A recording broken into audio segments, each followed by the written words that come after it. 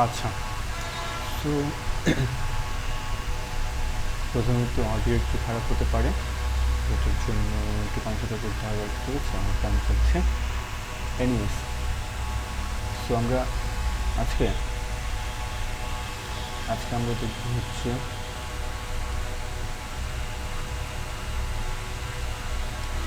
Lecture 3 of coordinate geometry. ওকে,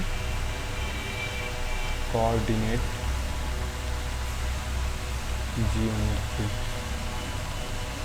তো lecture 3 দেখার জন্য আমাদের আগের লেকচারগুলো অবশ্যই ভালো করে দেখে আসতে হবে এবং সেটার মধ্যে কোনো ভুল থাকা যাবে না।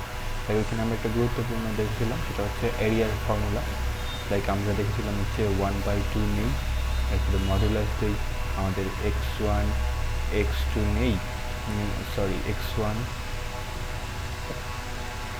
লাইক y1 নেই, x2 y2 নেই, x3 y3 নেই, তারপরে আবার রিপিট করি রাইট x1 y1 নাকি x1 y1 দিয়ে।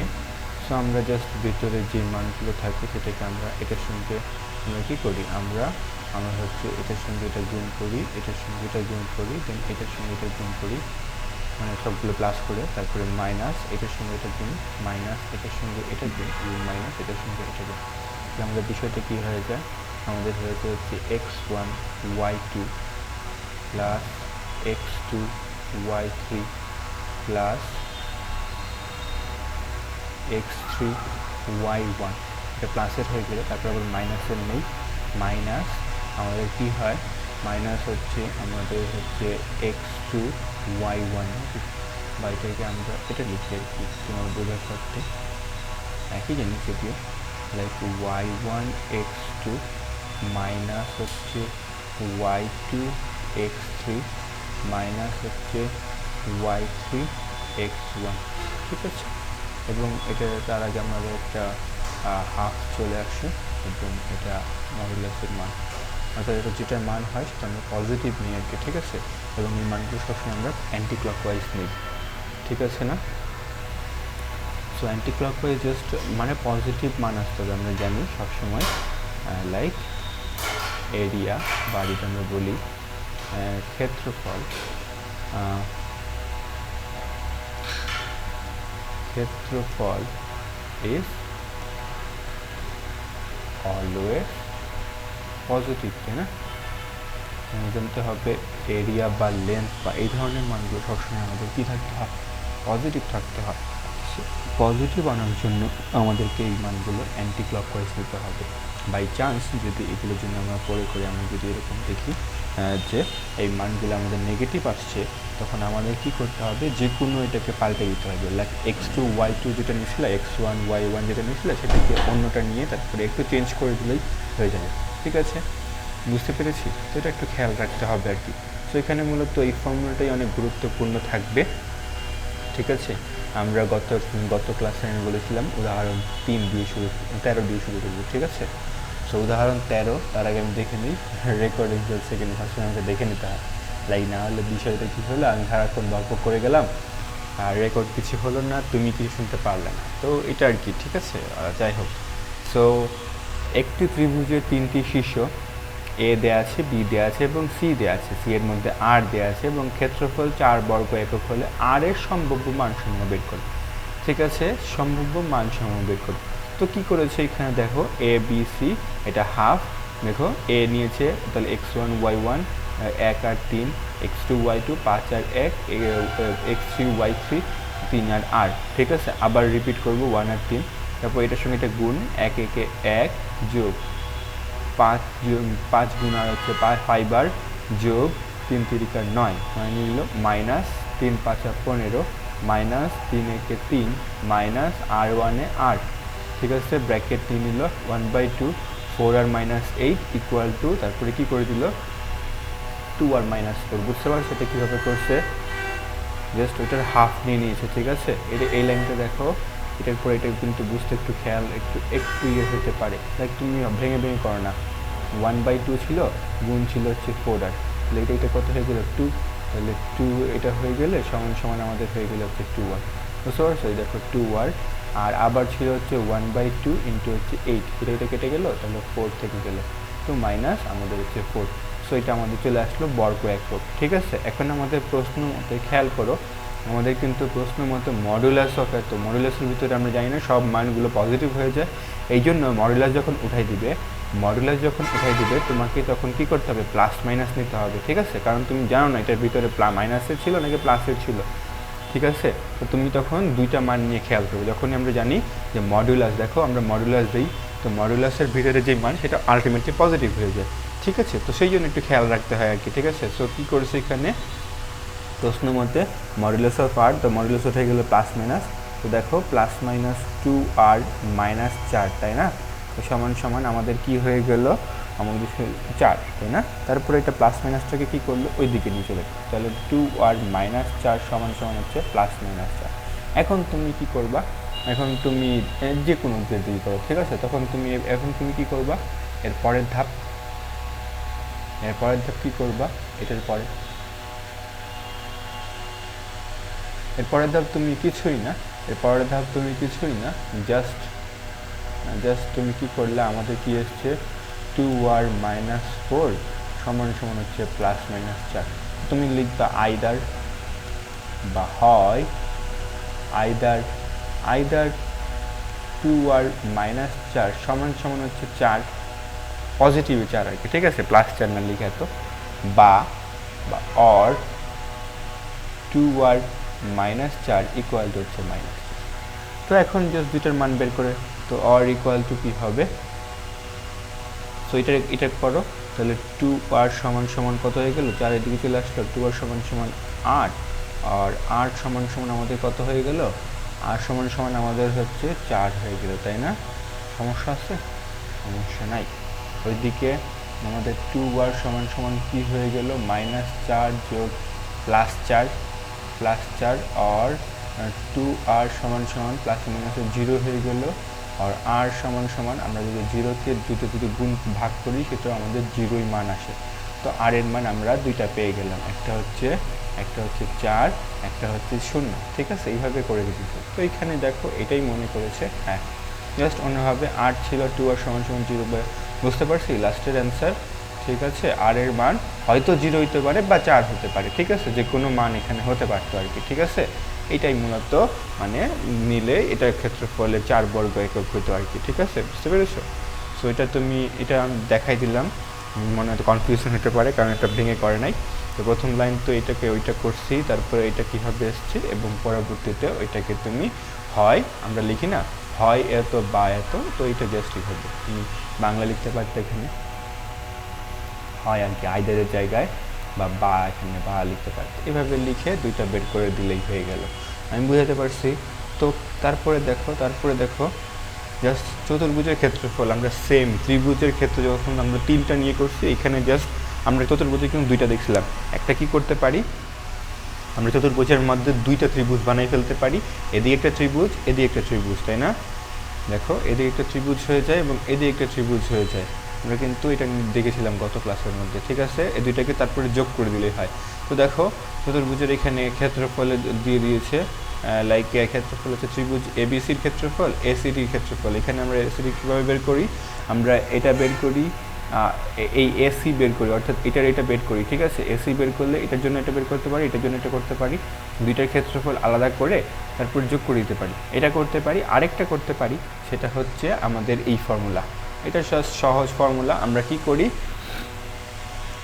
কি করি দেখো, এটা করব লাস্ট, এটা জাস্ট এই দুইটা যোগ করছে। ঠিক আছে, দেখো x1 y1 x2 y2 x3 y3, আরেকটা আছে না x4 y4 করে আবার প্রথমেরটা x1 y1। ঠিক আছে, এটা করে তারপরে ওইভাবে গুণ, ওইটার সঙ্গে এটা গুণ, এটার সঙ্গে এটা গুণ, এটার সঙ্গে এটা গুণ, x4 এর সঙ্গে y1 যোগ, তারপরে হচ্ছে বিয়োগ, আবার এভাবে আগেরটার মতোই। ঠিক আছে, যতগুলো দেখ না কেন আমাদের যতগুলোই আমাদের জাস্ট কোয়াড্রিলেটারাল থাকলেই হইলো। ঠিক আছে, বহুবাহু বা যেটাকে বাংলায় আমি জানি না, পঞ্চবাহু, চতুর্ভুজ, ত্রিভুজ, যতগুলোই বাহু থাকুক না কেন সবগুলোই আমরা এই ফর্মুলার মধ্যে করতে পারি। ঠিক আছে, পঞ্চবাহুর ক্ষেত্রেও ঠিক দেখো x1 y1 x2 y2 x3 y3 x4 y4 x5 y5 আবার প্রথমে এটা x1 y1, ঠিক আছে। এবার জাস্ট সবসময় আমাদের খেয়াল রাখতে হবে কি, আমাদেরকে জাস্ট অ্যান্টি ক্লকওয়াইজ মানগুলো নিব, ঠিক আছে। অ্যান্টি ক্লকওয়াইজ মানে যেটা একদিকে যাবে আর কি, বুঝতে পেরেছি। আমরা জাস্ট অ্যান্টি ক্লকওয়াইজগুলো আমরা এমনি মূলত দেখে, প্রথমত আমাদের এই বইয়ের মধ্যে সব অ্যান্টি ক্লকওয়াইজ মানে বেশিরভাগ দেখবা, না বুঝতে পারলে তুমি কি করবা, এটা জাস্ট একটু বসাবা, তারপর র্যান্ডমলি বসাই দিবে। ধরো যে আমাদের দেওয়া আছে a সমান সমান হচ্ছে 2,4, ঠিক আছে। b সমান সমান দেওয়া আছে হচ্ছে b সমান সমান দেওয়া আছে হচ্ছে -4,8 এবং c সমান দেওয়া আছে ধরো যে আমি বললাম -2,2, ঠিক আছে। তাহলে এ 2,4, তাহলে 2,4 মূলত ধরো যে 2 আর এদিকে 4, এটি ধরো যে এটা আর কি, এটা হচ্ছে এ। বি ধরো যে -4, তো -4,8 ধরো যে এইটা, ঠিক আছে, -4,8, তো এটা ধরো যে বি। এবং সি হচ্ছে -2,2, দেখো, তো এটা আর কি সি। তো তখন আমরা জাস্ট কীভাবে অ্যান্টি ক্লকওয়াইজ আসতেছি, তো এদিকে গিয়ে এদিকে মান নিলে আমাদের দেখবা পজিটিভ মান আসবে, ঠিক আছে। এটা একটু চেক করে নিও এভাবেই, ঠিক আছে। আমরা দেখো এটার পর এটা নিব, এটার পর এটা নিব, এভাবেই আর কি, ঠিক আছে। অ্যান্টি ক্লকওয়াইজ আর ক্লকওয়াইজ আমরা এভাবে নিতাম আর কি, ঠিক আছে। তো এইভাবে নিলে আমাদের পজিটিভ আসবে। তুমি এটা চেক করে দেখো, তাহলে আমাদের অ্যান্টি ক্লকওয়াইজ মানে এখানে কী আসতেছে, আমাদের আসতে হচ্ছে 2, 4, -2, 2 এবং এটা হচ্ছে -4,8, আবার হচ্ছে 2, 4, এটা মডুলাস দেই এবং এটা আছে হাফ নিয়ে আসি, ঠিক আছে। তো আমরা করে দেখি, এখানে করে ফেলি।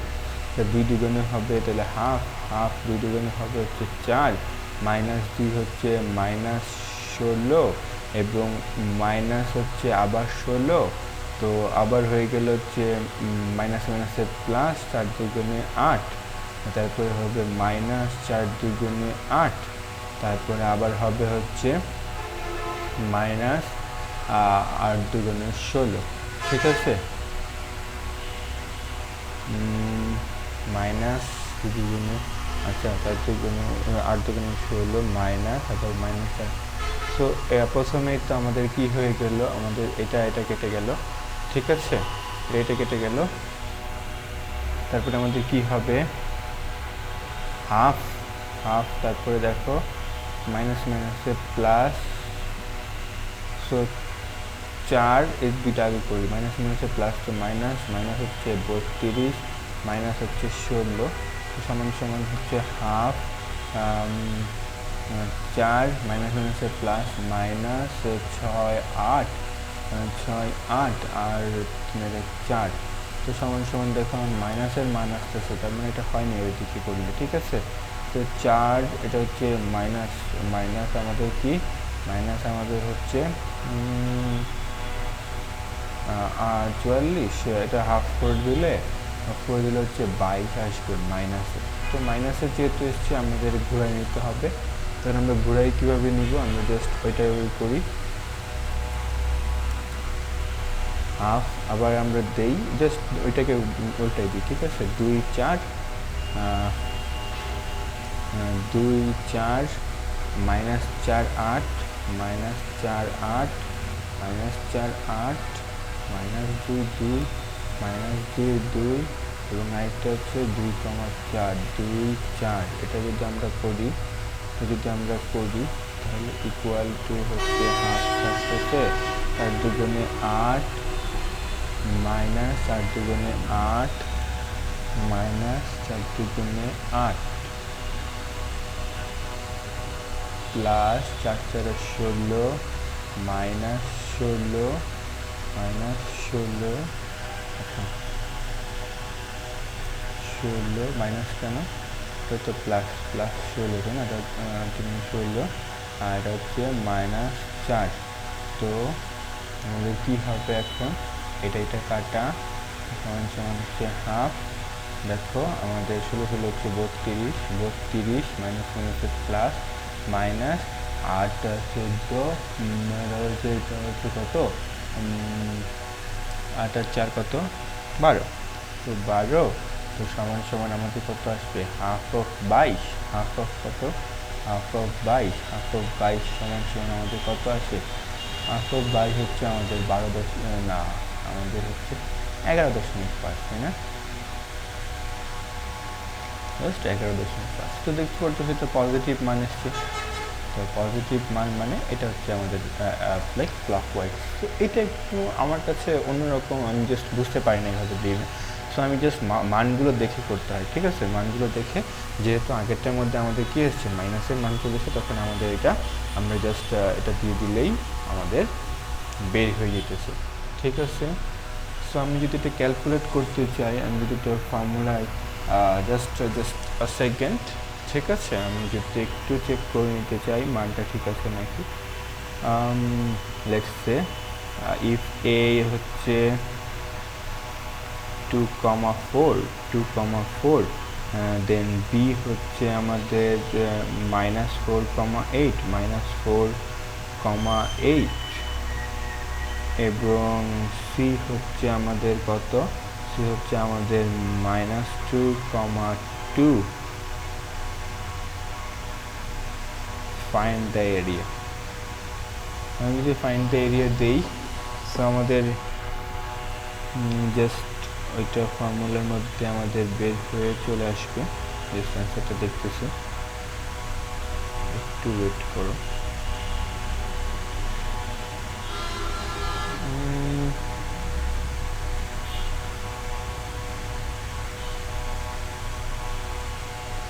কিছু ভুল করেছি?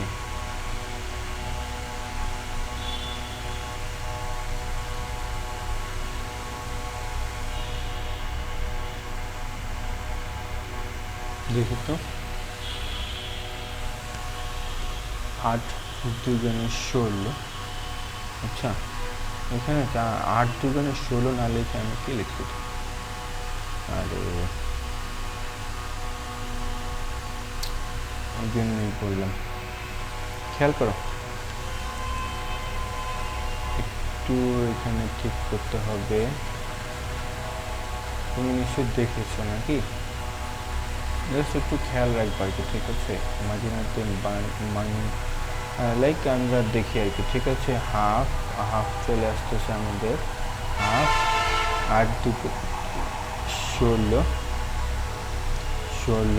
তারপরে minus 4 2 8, minus 4 2 8, plus 16, 4 16, plus 16 minus 4, ঠিক আছে? জাস্ট এটা করি, তাহলে আমাদের এটা কত আসবে? আমাদের 16 আমাদের কত আসতেছে? 32। লেটস সে আমাদের আসতেছে হচ্ছে 48, আর মাইনাস 16 8 16 20 সমান হাফ অফ কত? হাফ অফ 12 চলে গেলে দেখো পজিটিভ মান প্রথমে চলে আসতেছে 20 থেকে, তাহলে আমাদের 28, হ্যাঁ, সমান হাফ অফ 28 মানে হচ্ছে 14। তো আগেরটার মতোই জাস্ট পজিটিভ মান যে নিয়েছি এটা আমি দেখাই দিলাম আর কি, পজিটিভ ভ্যালু। তো আমরা এই ভ্যালুটা নিব আর কি, ঠিক আছে? এটা আমাদের অ্যান্সার হবে। বুঝতে পারছি? সো আগেরটার মধ্যে আমি জাস্ট এটা একটু 16 করে দিয়েছিলাম, এটার জন্য ভুল হয়ে গেছে। আচ্ছা, আমি যেটা বুঝে গেছিলাম সেটা আশা করি তুমি বুঝতে পারছো আর কি। তো দেখো, আমরা জাস্ট সেম ABCD আমরা এইভাবেই করব, যেহেতু আমাদের শীর্ষবিন্দু বিশিষ্ট চতুর্ভুজের ABCD ক্ষেত্রফল নির্ণয় করে আমরা যেহেতু এখানে বলে দেয় নাই, যেহেতু আমাদের শীর্ষবিন্দু বলে দিয়েছি, যদি বলতে আমাদের যে ওইভাবে বের করো, ওই ফর্মুলা দিয়ে ত্রিভুজের ক্ষেত্রফল দিয়ে বের করো, তখন আমরা আলাদাভাবে বের করতাম। তো এখানে জাস্ট আমরা সেম 1 4 নিব, মাইনাস 4 3 নিব, 1 মাইনাস 2 নিব, 4 0 নিব, 4 0 নিব, এবং লাস্টেরটা আমাদের আবার 1 4 নিব। এখন ওইটা গুণ করে দিলেই হবে, ঠিক আছে? এইভাবেই জাস্ট দেখো 4 0 এবং 1 আর 4 এটা নিলেই আমাদের হয়ে গেছে। সো এটা একটু খেয়াল রাখতে হবে, তাইলেই আমাদের মানটা ঠিক হবে। আমি বুঝতে পারছি? সো দেখো, তো এখানে আমি জাস্ট বলে দেই কিভাবে করতেছে। প্রথম কথা হচ্ছে অনুশীলনীতে আমরা চলে আসছি, ঠিক আছে? অনুশীলনীতে ABC দেওয়া আছে শীর্ষবিন্দু, এ বি বিসি সি এ বাহুর দৈর্ঘ্য এবং পরিসীমা নির্ণয় করো। ঠিক আছে, এটা আমাদের ওইভাবে করতে হবে। এ বি বিসি সি এ বাহুর দৈর্ঘ্য হচ্ছে √x1, আমাদের আমাদের ফর্মুলা কি আছে, √x2 মাইনাস x1 এর whole square plus y2 minus y1 এর হোল স্কোয়ার, তাই না, √, এটা দিলেই আমাদের তিনটা বাহু বেড়ে যেতেছে। এবং পরিসীমা আমরা জানি কি s -1 s-2 s-3 এইভাবে করলেই হয়ে যেতেছে। এস বের করতে হবে হচ্ছে হাফ সেমি পেরিমিটার, ঠিক আছে না, এস বের করে নিলেই আমাদের হয়ে গেছে। এবং ক্ষেত্রফল নির্ণয় করো, এখানে যেহেতু আমাদের বলে দেয় না কীভাবে করবো, জাস্ট আমরা ওই শর্টকাট ফর্মুলা দিয়ে হাফ অফ x1 x2 এটা দিয়ে আমরা করে ফেলবো। ঠিক আছে, সো এই ফর্মুলা এটা কাজ গেল। তারপরে 2 দেখো, সো এটা শেষ। 2 নম্বর দেখো, প্রতি ক্ষেত্রফল নির্ণয় করো। প্রতি ক্ষেত্র জাস্ট এ বি সি দেওয়া আছে, এটা আমরা পারবো। ওইটা নিয়ে দেখাও যে এ বি সি ডি বিন্দুগুলো একটি সামান্তরিকের শীর্ষবিন্দু এ বি এবং এসি কর্ণের দৈর্ঘ্য নির্ণয় করো। সামান্তরিকের ক্ষেত্রফল ত্রিভুজের মাধ্যমে 3 দশমিক টান। তো ত্রিভুজের মাধ্যমে আমাদের সামান্তরিক নিতে হবে, তখন আমরা সামান্তরিক আঁকবো। ঠিক আছে, দুইটা সামান্তরিকটা আঁকবো, প্রথমে দেখাতে হবে। ঠিক আছে, বিন্দুগুলো সামান্তরিকের শীর্ষবিন্দু দেখাতে গেলে আমাদের কী করতে হবে, সো আমাদের দেখাতে হবে তখন কি প্যারালেল যেহেতু সামান্তরিক, তাই না, তো প্যারালেল সাইডগুলো আমাদের দেখালেই হবে। জাস্ট 4-4টা সাইড বের করবো। ঠিক আছে, সাইডগুলো কম্পেয়ার করে দেখাই দিব। তারপরে আমরা এ বি এসি এবং এই তো এটা আমরা নিয়ে নিব আর কি। ঠিক আছে, এসি বিডি কর্ণের দৈর্ঘ্য নিয়ে নিব। আমরা যদি এটা এ দিই, এটা যদি বি দিই, এটা যদি সি দিই, এটা যদি বি দিই, তো এসি আর বিডি বের করে নিব। তারপর সামান্তরিকের ক্ষেত্রফল ত্রিভুজের মাধ্যমে। তো ত্রিভুজ আমরা দেখো, তখন আমরা কি করব, তখন আমরা হচ্ছে জাস্ট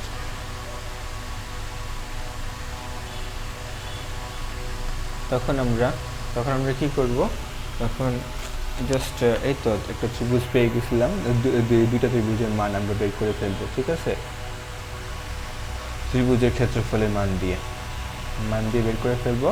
তারপরে দুইটাকে যোগ করে দিলেই আমাদের 3 দশমিক স্থান পর্যন্ত বের হয়ে যাবে। তো শীর্ষবিন্দু ত্রিভুজটির ক্ষেত্রফল নির্ণয় করো। এটা জাস্ট আমরা যেহেতু আমাদের এখানে কিছু বলে নাই ত্রিভুজের মাধ্যমে না কীভাবে, আমরা ওই হাফ অফ x1 x2 ওই ফর্মুলা দিয়ে আমরা এটা করে ফেলবো। সো আমাদের এটাও হয়ে গেছে। আর তারপরে দেখাও বিন্দুগুলো একটি আয়তক্ষেত্র, 4টি শীর্ষবিন্দু আমরা আয়তক্ষেত্র জানি। তো আমরা 4টা সাইড বের করবো এবং সাইডগুলো কম্পেয়ার করে দেখাবো আর কি। আয়তক্ষেত্র সাইডগুলো কী হবে, যেহেতু রেক্ট্যাঙ্গেল, তাই না, তো রেক্ট্যাঙ্গেলের হচ্ছে আমাদের কি হবে, অপোজিট সাইডগুলো ইকুয়াল হবে। সো আমরা অপোজিট সাইড, তারপরে কর্ণদ্বয়ের দৈর্ঘ্য এবং আয়তক্ষেত্রের ক্ষেত্রফল। যেহেতু আমাদের যখনই বলবে কর্ণদ্বয়ের দৈর্ঘ্য বের করো, তার মানে আমাদের তখন ওই ফর্মুলা দিয়ে আমাদের তখন ওইটা আবার এরকম করতে হবে। তারপরে এটা করে যেহেতু কর্ণ দুটা বের করে ফেলতে পারবো, তো কর্ণ দুটা বের করে আমরা যে কোনো দুইটা নিয়ে আমরা জাস্ট ফর্মুলা দেখাই দিব। ঠিক আছে, তারপর যোগ করে দিব। তিনটি বিন্দু স্থানাঙ্ক যদি এত হয়, তো A B equal to BC হলে এ সম্ভব মান সমূহ নির্ণয় করো। ঠিক আছে, এ এর মানের সাহায্যে ত্রিভুজ হবে সেটা। তো এটা খেয়াল করো, আমরা জাস্ট প্রথমে তো এ বি বের করবো, তারপরে বিসি বের করবো। ঠিক আছে, যেহেতু A B equal to BC, তো আমরা এ বের করতে পারবো। এরকম কিন্তু একটা অঙ্ক কিন্তু আমাদের ছিল। ঠিক আছে, যে অঙ্ক কিন্তু ছিল, আমি যদি তুমি দেখাই দিতে পারি এটা কোথায় আছে এখন যদি মনে পড়ে আমার।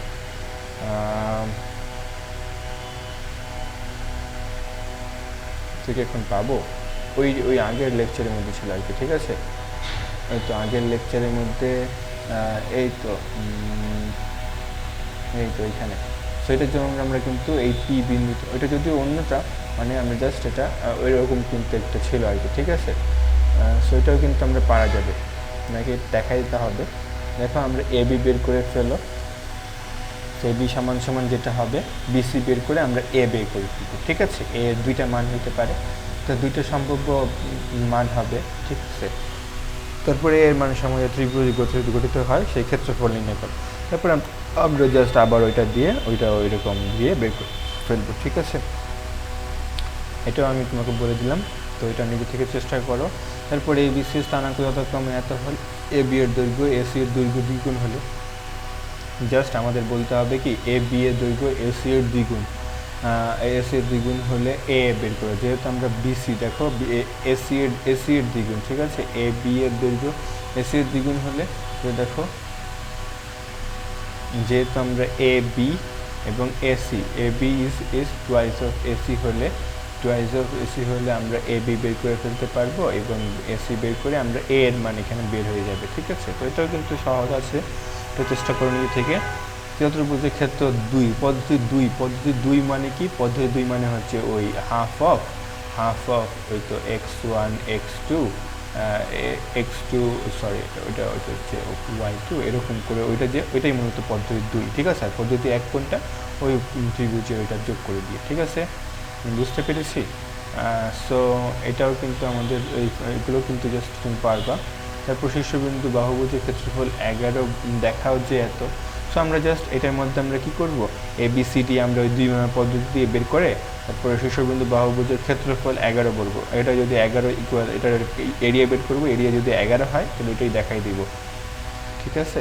সো এখানে কিন্তু আর কিছু নাই। লাস্টের কোশ্চেন দেখে চতুর্ভুজের শীর্ষবিন্দু এত হলে দ্বিতীয় শীর্ষবিন্দু দেখো 4টি শীর্ষবিন্দু ABCD এবং শীর্ষবিন্দুসমূহ ঘড়িকাঁটার বিপরীত দিকে আবদ্ধ। এখানে বলে দিয়েছে তো ABC চতুর্ভুজ ABC এর ক্ষেত্রফলের দ্বিগুণ হলে P এর মান নির্ণয় করো।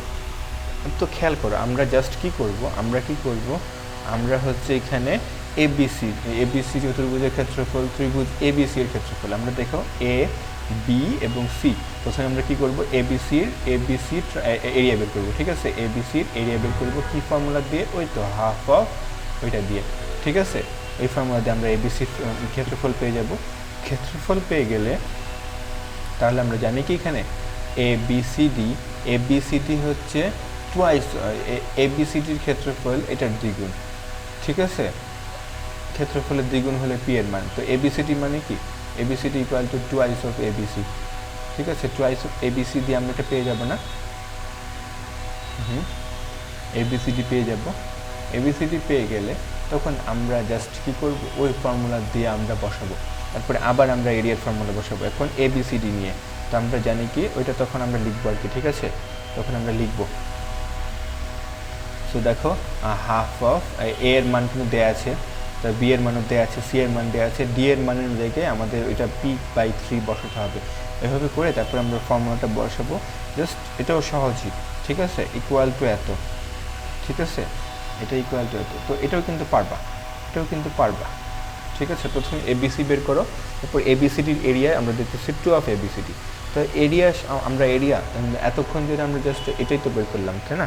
তো খেয়াল করে আমরা তখন কিভাবে লিখবো, আমরা তখন লিখবো কি হাফ A এর মান কত 3,4, B এর মান হচ্ছে -4,2, C এর মান হচ্ছে 6,-1 এবং D হচ্ছে P/3, আরেকটা হচ্ছে তাহলে আবার 3/4 লিখবো, ঠিক আছে। লিখে সো এটা ইকুয়াল টু কত আমাদের 2 অফ ABC, ঠিক আছে। 2 অফ ABC যেটা তুমি পেয়ে যাবা, এটা জাস্ট ওই মানটা বসাই দিবা, বসাইতেছি না। তারপরে কি করবা, হাফ লিখবা, এটার সঙ্গে এটা গুণ, এটার সঙ্গে এটা গুণ, এটার সঙ্গে এটা গুণ, এটার সঙ্গে এটা গুণ, এভাবে লিখতে থাকবে, ঠিক আছে। তারপর দেখবা P এর একটা মান পাবা না, তারপর এটা বের করে করলেই তুমি এটা পেয়ে যাবা, ঠিক আছে। সো এটাও কিন্তু ইজি আছে। সো এই অধ্যায়ের মধ্যে মূলত এইগুলোই আমরা দেখব। এরপরে আমরা একটা নতুন টপিকে দেখবো, সেটা হচ্ছে সরলরেখার ঢাল। এটা আবার অন্য ধরনের হয়ে যাবে। তখন এই যে 11.1 এবং 11.1 এবং 11.2 এটা থেকে মূলত একটা সৃজনশীল, ঠিক আছে, 1 সিকিউ। আবার বাকি দুইটা থেকে আমাদের একটা সিকিউ আসে, ঠিক আছে। আর বাকি সো আবার অনেক সময় হতে পারে ওইটা থেকে আবার দুইটা মিলে কম্বাইন হতে পারে। সো আমরা কিন্তু একটা সিকিউর জন্য এখানে যেই পড়াগুলো করছি সেগুলো কিন্তু আমাদের এনাফ, বুঝতে পারছি। সো তো এখানে কিন্তু এই জাস্ট নর্মাল ম্যাথগুলো আমরা করতে পারলেই হয়ে গেছে, ঠিক আছে। আজকে এই পর্যন্তই। সব এখানকার সব কোশ্চেনগুলো শেষ করে ফেলো, ঠিক আছে। আর যেগুলো বাকি থাকবে সেটা আমাকে জিজ্ঞেস করবো।